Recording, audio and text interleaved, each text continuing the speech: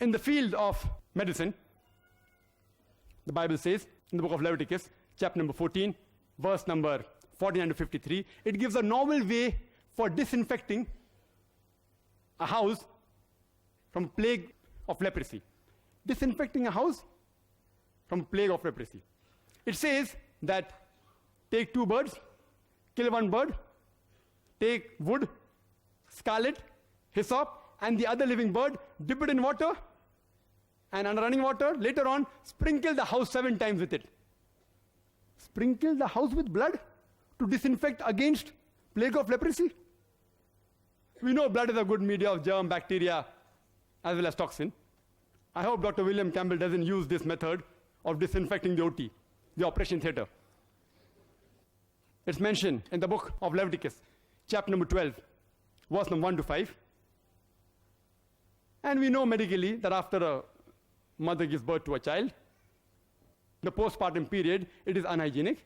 To say it's unclean religiously, I've got no objection. But Leviticus chapter number 12, verse number 1 to 5 says that after a woman gives birth to a male child, she will be unclean for 7 days. And the period of uncleanness will continue for 33 days more. If she gives birth to a female child, she'll be unclean for 2 weeks, and the period of uncleanness will continue for 66 days. In short, if a woman gives birth to a male child, a son, she is unclean for 40 days.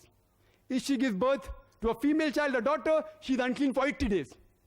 I would like Dr. William Campbell to explain to me scientifically how come a woman remains unclean for double the period if she gives birth to a female child as compared to a male child.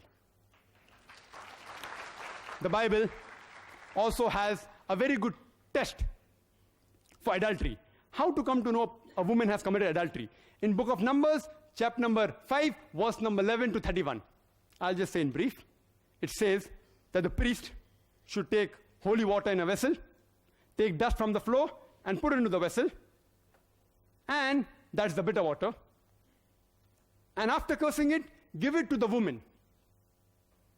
And if the woman has committed adultery, after she drinks it, the curse will enter her body, the stomach will swell, the thigh will rot, and she shall be cursed by the people. If the woman has not committed adultery, she will remain clean and she will bear the seed. A novel method of identifying whether a woman has committed adultery or not. You know, today in the world, there are thousands of cases pending in different parts of the world, in different courts of law, only on the assumption that someone has alleged that the woman has committed adultery.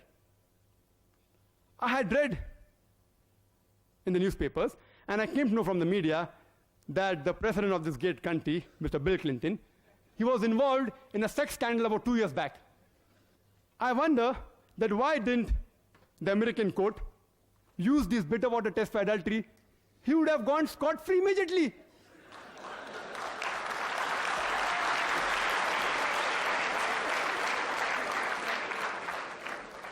Why didn't the Christian missionaries of this great country, especially those who are in the medical field, like my respected Dr. William Campbell, use this bitter water test to bail out their president immediately? Dr. Campbell, since you are a medical doctor, could you please explain scientifically the various medical aspects that in the Bible regarding, because you didn't answer them in your rebuttal, for example, blood used as a disinfectant, bitter water test for adultery, and most importantly, that the woman is unclean for double the period when she gives birth to a daughter than as compared to a son?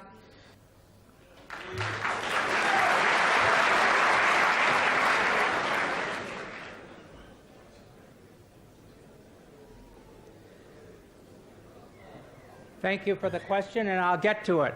But about these places in the Bible, I believe the Bible was written by God, and I believe that God put them in there. So it's not up to me to explain what God said, but I believe that God put those things in His Bible. Give them 3 questions to 3 points.